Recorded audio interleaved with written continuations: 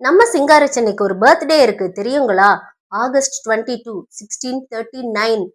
இந்த நாளை தான் நாம மெட்ராஸ் டேன்னு செலிப்ரேட் பண்றோம். அதாவது இந்த நாள்ல தான் ஈஸ்ட் இந்தியா கம்பெனி நாயக்கர்கள் பன்னர் கிட்ட இருந்து மெட்ராசாப்பட்டினம் கிராமத்தை வந்து விலைக்கு வாங்கி இருக்காங்க. அன்னையில இருந்து தான் நம்ம மெட்ராஸ் சிட்டியோட கதை வந்து ஆரம்பிச்சிருக்கு.